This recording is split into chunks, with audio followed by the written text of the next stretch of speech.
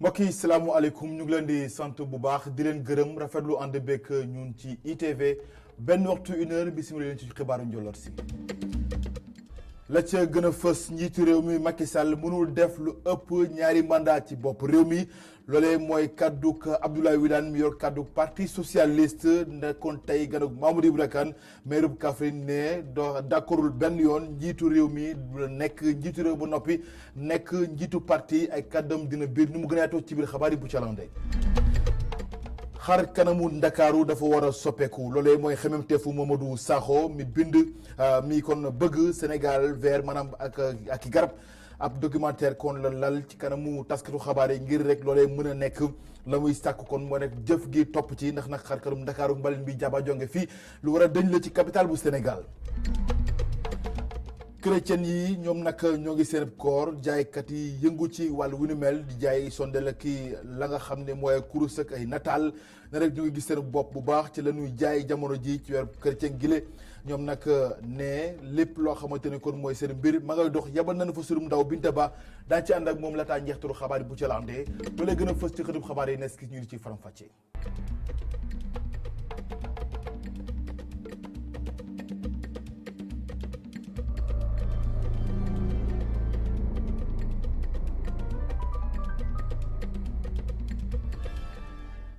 mbokk yi salaamualeykum ñu ngi leen di gërëm bu baax rafetlu ànd beeg ñun ci ITV xabaar yi kon des ko tàmbaleeg lu jëm ci Sénégal vert jëm ci atub 2035 loolee nag ab documentaire la ñu daal di amal fësal ko nag ci kanamu askanu Sénégal Mamadou Sakho moo ko daal di def moom nag doomi Sénégal nekk itam tout tànk ne la mu bëgg daal mooy lépp lu jëm ci xar kanamu Ndakaaru daal di soppeeku rawatina alam gi ndax nag fitna gi muy daj bëri na lool te nag loolee foo mu dakk moom Mamadou Sakho ne nag la mu bëgg mooy ay garab yu daal di ko samp ci biir réew mi rawatina ci capitale bu Sénégal loolee mooy xemim teefam ndax daal jàpp na ni xar kanam Dakar dafa war a soppeeku ba nu xàmmee ko ràññee ko itam ci nañ ko xàmmee woon bu njëkk Youssouf Konté ci leeral.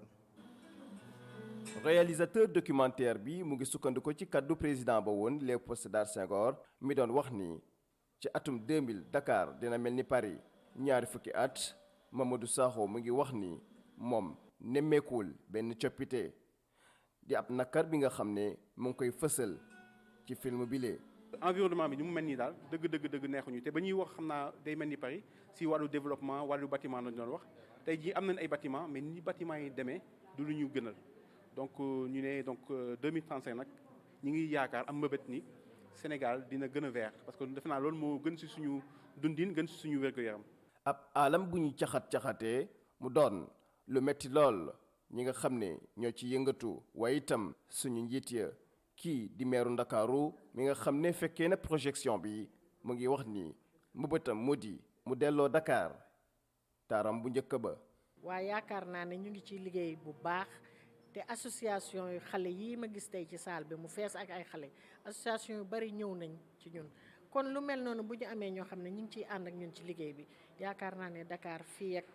léegi tey rek dana xaw a set ndax set bi nag xam naa il faut mu jël tuuti temps waaye danañ ci jëmbat itam ay garab yu bari te loolu laa bëgg a wax dëgg yàlla nit ñi daf ko ci seen bopp pour ñu mën a ànd ak ville bi ndax ville bi kese mënu koo def kon bu ñu gisee ay citoyens yu engagé ay xale surtout ñu ngi seen digg doole ñu ñëw ne dañuy ànd ak ñun pour defar Dakar loolu du ñu def lu dul tàcc bu baax a baax te di leen encouragé di leen félicité. Sénégal vert horizon 2035 di ab réalisation bi nga xam ne Mamadou Sakho moo ko amal mu doon ab ndaw bi nga xam ne dafay yëngatu ngir ñu aar alam bi mu mel ni film bi lee day ñëw fekk si lii ñu duppee PSE vert.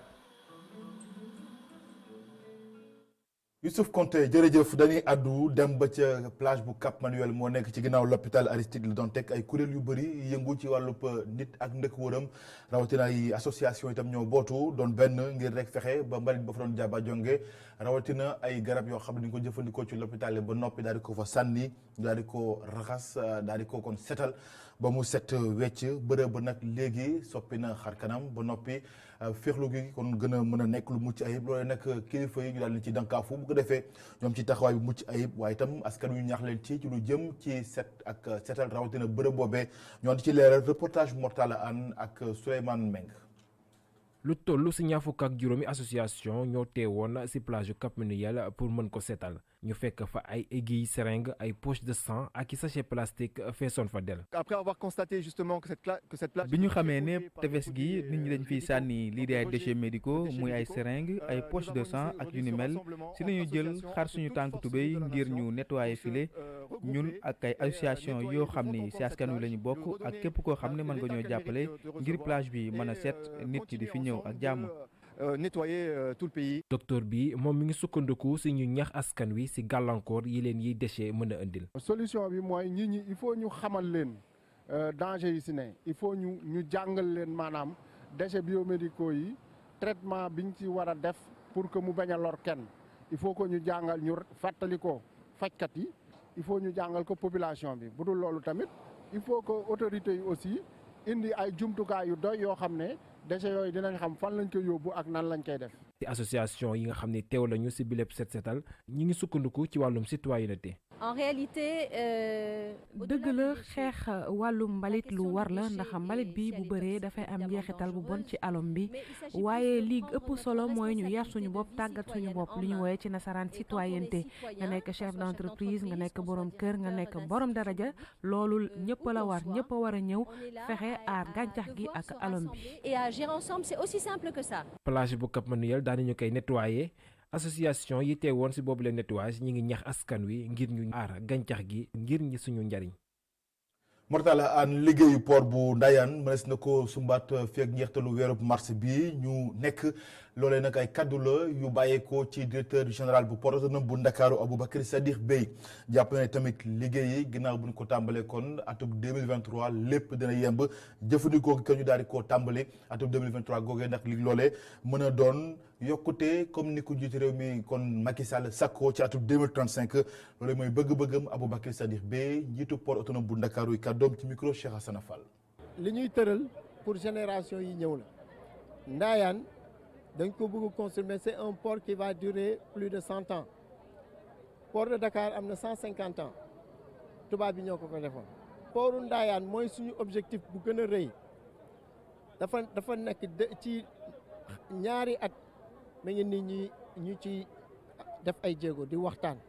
ak investisseurs yi di waxtaan ak Dubaï donc il faut que ñu xool bu baax li ñuy def et am nañ yaakaar ne ci weer bi incha allah ci weer du mois de mars bi dinañu jeexal waxtaan yi tàmbali liggéey bi pour que 2023 port bi mën a commencer tàmbali. yeneen liggéey muy BRT di xàll bi nga xam ne kon moo jaar foofee ca banlieue bu Ndakaaru niki ëllëg ci altine gi yem ak ñaari fan ci weeru mars lañ koy daal di tàmbale xàll wa jëm fële nga xam ne mooy ca juma bu mag ba ca Géejawaay rawatina croisement Béthio loolee nag ay waxtaan ak i ñaax yu askan wi ngir xamal leen solos liggéey boobee nag su mën nañ ko ci njiitalu CETUD di nga xam ne kuréel bi yoonal dem beeg dëkk bi ci Ndakaaru ngir rek xamle askan wi boobu les projets lan moo ko tax a jóg waaye itam la tey njëriñu askan wi ñu ànd ci leeral su ndaw la fa banlieue bu Ndakaaru Mamadou Lamine Fati reportage. bus rapide transit liggéey yi nar a tàmbali ko ci ñaari fan ci weeru mars bile ci pàcc bu njëkk bi diggante jumaa ju mag ju nekk ci notaire ci Géejawaay ba croisement Cheikh Béthio. réunion d'information yi nga xamante ne ñoo nekk instant yi nii ñu ngi koy def ci section yooyu nga xamante ni fa la travaux yi di commencer ñun en parallèle ñu def caravane de sensibilisation parce que li ñuy mën a xam aussi mooy travaux yi dafay affecté ñi dawal oto donc ñu ànd ak suñu ay ambassadeurs ak suñu ay rollers ñu distribuer leen sensibiliser leen plan de circulation bu bees bi sensibiliser aussi que ni pour travaux yi day démarrer comme ça fu ñu gisee panneau travaux ñu xam ni travaux yi day démarrer ñu def attention ci message bi nga xamante ne tey jii dañ leen ko bëgg jox. bés bi nga xam ne jagleel nañ ko askan gi le ngir yee leen te xamal leen liggéey yi nga xam ne ñoo nar a tàmbali ci BRT bi ak njëriñ bu ci ne. ban heure ngay jógee sa kër ban heure ngay egg fi ngay liggéeyee di nga mën a organiser sa journée loolu mënu def lu du njëriñ ndax di nga mën a accéder ci hôpital mën nga dem hôpital rapidement Dakar ñëwaat mën nga dem jëndi pièce rapidement mën nga dem liggéeyi xam nga nan ngay organiser sa temps te loolu mënu def lu dul yokku koom-koom mënu def lu dul yokkal nit ñi. ba pare aménagement ni ñu nar tabaxewaate BRT ba nga xamante da ngay am ay trottoir kër yi dina sax am revalorisation immobilière mën nañu gis sax ni ci corridor bi ñooñu ñëpp dinañ mën gisaat seen kër ñëg lu yomb ndax vraiment dafay changer gis-gisu fi ñu doon dëkk yépp te day participer assainissement bi aussi dañ ko boole ci projet bi. plan de circulation bu bees dinañ ko teg ci pàcc bu njëkk bi tàmbalee liggéey yile li nu mel di yombal rek dem beeg dikk bi rawatina ci askan gi le. coowal ñetteelu mandat dafa war a dàq ci mim réew loolee mooy xalaatu Abdoulaye Wilane maire bu Kaffrine nekk itam porte-parole bu parti socialiste moo nekkoon ganug Mamadou Ibra Kane ni ki tey ci journée de dimanche loolee nag la daal di xamle ndax nee na constitution bu Sénégal bu atum 2016 tëj na wax ji njiitu réew mi kon Macky Sall bii yem ak ñaareelu mandaam mooy jeexal takk ay mandaam kon mooy jeexal lépp loo xamante ne nii moo ko ginnaaw bu ñu ko soppeekoon ci bopp réew mi kon ñetteelu mandat moom mëntu fi nekk loolee daal di xamle ndax ci dolli moom maire bu Kaffrine nekkoon coow li walaay jaru ko fi li mu jàkku tam mooy nekk njiitu parti ba noppi nekk njiitu réew mi lu war a dàkk la ci mim réew Abdoulaye Wilane tey nekkoon gandu Mamadou Ibra Kane ñu ànd ci leeral ak Cheikh Hassana Fall. wax gi jëm ci mbirum ñetteelu mandaaw njiitu réew mi nekk na loo xam ne waruñu ko sax teg ci mbedd mi lii de mooy xalaatu ki yore kàddu ñii di waa parti socialiste Abdoulaye Wilane mi la jàpp ne mbir moomee constitution sénégalaise bu njiitu réew mi promulgué ci atum 2016 andi na tontu ci wax joojee. La constitution est un peu plus claire. constitution bi yees bi moom foog naa ne jeexal na wax ji président wax ci constitution bi bu baax nan la nit di defee mandaawam maanaam ñaari mandat lay doon ñaari mandat yu tegloo mu jeex tàq ñun nag waa PS ànd nañu ak président ngir ñaari mandat yu tegloo pour 2 mandats consécutifs. lu jëm ci boole fonction wu chef de parti ak tamit njiitu réew kii nekk député maire bu Kaffrine moom jàpp na ni cumul googee dañ ko war a bàyyi waaye moom sax jàpp na ni am na yenn mbir yu ndaw yoo xam ne ñoo ngi koy def suñ ko arrêté woon débat bile am na foo xam ne du fa yegg.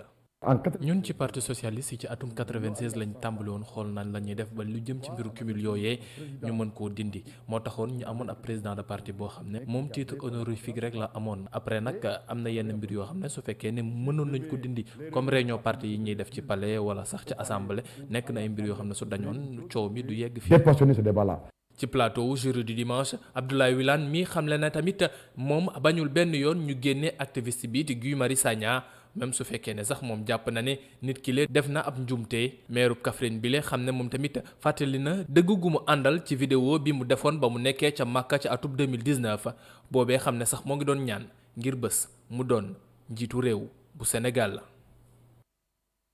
Cheikh Hassana Fall statut spécial bu ville bu Ndakaaru loole nag bàyyeekoowul ci parti socialiste Abdoulaye Wilane moo ko daal di xamle moom mi yor kàddu parti socialiste ne nag la nga xam ne kon moo biral bi lee xabaar ab waaye la woo xam ne ay pexem jubul te bokk ci au conseil des collectivités territoriales bi nga xam ne seen secrétaire parti Aminata Mbengue Ndiaye moo ko daal di jiite ñu teewli kàddoom Abdoulaye Wilane député maire bu Kaffrine ay kàddoom ci micro Mamadou Ibra Kane. Cette idée nous a fait mal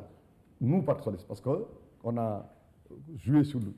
mbirub statut particulier bu Dakar nag moom dafa nekk loo xam ne dañoo metti lool lu tax ndaxte nit yi dañoo profité ci mbir mi ngir wax ne waa parti socialiste Aminata Mbengue Ndiaye moo wax lii ndax dañoo joué ci ñaari poste yi ni mu nekk secrétaire général bu parti socialiste nekk tamit njiitu HCCT alors que ne lii nii wax ni loolu mosuñu ko waxtaanee ñun biir parti socialiste nekk na lenn loo xam ne nag tegoon nañ ko ci taabalu fële ca HCCT foofu nag la ab benn nit boo xam ne dafay xeex ci mbiru politique rek ay mbiru dóoranteeg def yu ñaaw moom moo ko tax a jóg moom moo génn wax li muy wax teg ko ci marché bi te fekk ne foofee ca HCCT mbir mi bañ koo waxee validé guñ ko sax bay mën a avancer. est allé vendre la mèche pour chercher à faire mal. jàmm ci biir réew mi jàmm ca Casamance di bët Saloum réew mi lu mën a nekk la waaye nag loolee ngir mu antu faw ndaw ñi sóob ci seen yoxo loolee mooy xalaatu ki nga xam ne ñooy nga xam ne kon ñooy fondation Frédéric Ebert mi amal waxtaan wu yaatu woo xamante ne ni dañ ci jublu ngir rek fexe ba loolee mën a antu seen lëkkaloo ak daara ju kawe jooju Université Cheikh Anta Diop bu Ndakaaru kuréel yi nga xam ne itam ñoo ci bootu ngir dox tànki jàmm foofee ca Casamance loolee la ñu daal di xamle ndaje taskatu xabaar la ñu amal ginnaaw gi ñu ànd ci leeral Adama Sarr. fexe ba dajale ndawum Sénégal ngir rek ñu dugal seen loxo ci jàmm ja ñuy sàkku ca Casamance wante itam fexe rek ba toogloo nguurum Sénégal ak kuréelu MFDC gi ngir ñu amal waxtaan loolu nag moo di solos bile symposium nga xamee ne waa fondation Frédéric Ebert ñoo ko amaloon. li koy waral mooy d'abord mooy ñu fondation bi yëngu si wàllu démocratie fondation Félix Hebert gëm na ni fi démocratie bu ñuy wax Sénégal balaa muy mat li am ci wàllu Casamance muy conflit bi mu jeex te pour mu jeex nag xale yu ndaw yoo xam ni conflit daf leen laal bu baax a baax ci ñaari côté yëpp amuñu woon espace bu ñuy waxee donc depuis 2016 ñu siy liggéey pour ñu xale yi ñëw si wax ñoom lu ñu ci xalaat comme d'abord ñu xam luy conflit bi lu ñu ci xalaat ak la ñu war a def pour mu jeex. jàmm jooju nga xamee ne sax ñu ngi koy sàkku ca Casamance ñenn ci observateurs yi di ñaan rek benn sox daal bañatee takk foofale ndax nag askan wala ñu bëgg kay jamono ji moo di jàmm. fi ñu toll nag mooy maanaam li tubaab yi di naan situation de ni paix ni guerre maanaam fitna bi dooleem dafa wàññeeku bu baax a baax. li tax doole bi wàññeeku mooy que askanu Casamance bëggatul véritablement xare ci diwaan bi ñaareel bi itamit nguuru Sénégal tamit bëggul véritablement Casamance nekk ci jafe-jafe nekk ci crise surtout jeunes yi dañu mobiliser wu parce que jeunes yi maanaam ñoom la MFDC di recruter ci armée am mais jeunes yi tamit la état Sénégal di mobiliser ci armée am. jàmm joojule sax bu ñu sukkandikoo ci nguurum Sénégal fa mu mën a bàyyeekoo nag moo di rek wuutal ñi nga xam ne ñoom ñoo di ndaw ñi ay xëy. dañuy jël benn cause rek pour ñu mën a étayer suñu argumentaire mooy que benn cause boo xam ne bokk na ci lu tax xale yi di dem dans le maquis mooy que amuñu xëy amuñu lu ñu def amuñu activité donc état bi su demee ba régler problème mu liggéeyu ndaw yi je pense que dina nekk benn pas jéego bu ngand bu ñuy def pour régler le problème de la paix en Casamance parce que jeune boo xam ne amul liggéey amul xëy amul dara. kooku pour nga nax ko dugal ko ci ay combat yoo xam ne du son combat day yomb. ci fàttali nag coow Casamance bi mu ngi juddu ci ñaar fukki fan ak juróom-benn ci weeru décembre atum 1982 gannaaw ba askan wa wàcce woon ca mbedd ya rek doon amal doxu ñaxtu boobaak léegi nag lii di jàmm tàggatémbe ci foofale di Casamance. Adama Sarr ginnaaw kon ndaw ñuy soob sérib yoxo waaye nag dëkk yi sës rëkk ci Sénégal sérib yoxo kon mënu cee ñàkk foo ñu daal di ko cee soob ngir jàmm Casamance am fa lu ci mel ni Guinée Bissau ak Gambie loolu mooy xalaatu Henri Ndekki mi samp bi le projet nekk itam membre ci société civile bi ay kàddoom ci micro Adama Sarr. lu am comme fitna Casamance daanaka ñu ngi côté fii benn Guinée Bissau beneen côté bi Guinée Gambie mais loolu pour que ñun lu am Casamance ñu jeex il faut Guinée Bissau ak Gambie dugal seen loxo ñun tamit bu amee dara Gambie ak Guinée Bissau comme nu mu commencé am situation bi mais ñu dugal ci suñu loxo pour que jàmm am Gambie ak Guinée Bissau parce que jàmm bu amee foofu ñun Sénégal am nañu jàmm moo tax ñun en tant que jeune en tant que organisation société civile am nañu mbégte am nañu espoir que ku nekk mën na dóor waarum pour que jàmm nekk Sénégal mais jàmm nekk Guinée Bissau ak Gambie. Sénégal nag léegi bokk na ci académie Bocuse ñaari fan yoo xam ne dañ ci lal ngir jongante ci lu jëm ci wàllu togg nag am na raay boo xamante ni dañ ko daal di samp ngir rek nga xam ne moo dàq togg ci Sénégal ñu mën ko jox pàcc wu njëkk bi nag fii lañ koy daal di amalee waaye nag ginnaaw loolu lépp lañ ci fas yéene jublu rek mooy fexe ba togg ci Sénégal maanaam wàññi kon Sénégal yi mën na ràññeeku ci àdduna wërngal këpp Boubacar Dieng Kesen Ndour. chef yi concentré wu. ku si nekk sol ab toog takk tablier yore ab stupule ak fouet si loxam concours Bocuse bi mooy njëkkeel bi yoon ñu koy amal ci Sénégal bi lay jongante ay chef yu jóge ci réew yu nekk ci àdduna bi ñoo ci bokk lile ngir seeni nattangoo xam leen waaye itam àdduna wërngal këpp. La cuisine sénégalaise togg Sénégal nit ci xam nañ ko bu baax fii ci réew mi waaye dafa mel ni joxuñ ko cër bi ko war. foog ñu gën a fësal ñii di chef yi di togg lekk yooyu noonu may leen ñu mën dem ci ay jongante international ndax ñu gën a xam suñu lekk yi. Vous savez, c'est des gens qui travaillent dans l'ombre, qui sont dans les cuisines. ay nit la yoo xam te ne xamuñu leen bu baax parce que si wàññi nañuy nekk di toggal togg yu neex sénégalais yi ak gan yi fii ñëw ak ñuy jóge bitim réew ñëw xam si Dakar ak pôle touristique yi mais fësaluñ leen bu baax kon loolu mooy suñu objectif moo tax ñu organiser concours bu mel nii ndax ñu jox leen cër bi leen war ñu gën a xam lii di gastronomie sénégalaise. De la gastronomie sénégalaise. daxin mbaxal Saloum etoje cere baase Sénégal bari na ay togg yu wuute lile sax tax cuisine sénégalaise amul dara lu muy ñëwee togg français yi wante li am ba des mooy art culinaire africain fi mu toll nii pour ñu exporter ko dafa jafe. cuisine sénégalais ñun dañ war a wane suñu bopp aliment Sénégal yi xam na ni fi lañ koy jiwee fi lañ koy utiliser fi lañ koy cultiver yëpp mën nañ ko def léegi ci cuisine d'une manière que ne étranger yi partout dans le monde dinañ gis ne cuisine bi développé wu na donc loolu te et puis goût bi il faut ñu koy génne astuce bi yëpp mooy goût bi bu relevé woo rek après ça va très bien. bouillon yooyu yëpp normalement boo ko écarté ne t'empêche pas de faire une bonne cuisine. te soo ñemee lekk bi di nga xam ne am na goût bu neex parce que poivre du bouillon sel du bouillon am na yeneen astuce yoo xam ne ni boo ko ci defee ay ingrédients du doon bouillon. soppiwaat suñuy produits locaux gën leen jox jëmm ñu ngi ko mën a jaaree ci ndaw ñi loolu le tax ndongo yu bari yi nekk ci école hôtelière ñëw fii ngir jàppale juróom-ñetti toggukat yu mag yi nga xam ni ñooy jongante ci Bocuse d'Or Sénégal. ñoom ñi xam nañu ko togg fi mu toll nii doonatul li mu nekkoon ndaxte dafa am ay coppite. boo demee école lu ñu lay jàngal dañ lay jàngal des plats européens et des plats africains donc du coup une fois nga pare sa formation boo fi nekkee di nga mën a préparer plats africains yi boo tukkee itam boo demee Europe di nga mën a liggéey foofu parce que jàngal nañ la nu ñuy toggee des plats européens. tey jii boo gisee yeneen plats yi ñi gën a favoriser wu parce que comme ceeb maafe c'est parce que demande bi moo ëpp foofu lu ñuy ñiy lekk ceeb ñoo gën a bëri ñi lekk que soit yeneen plat yi ceeb fii moom Sénégal foo toll foo dem ceeb donc maa fee mu tebb si ay suppu kànja ak yooyu moo tax ceeb moo nekk ceeb moo nekk plat yi nga xamante ne moom la ñuy gën a lekk fii Sénégal ñi koy lekk ñëw bëriwul parce que boo demee tey restaurant looy njëkk a laaj ceeb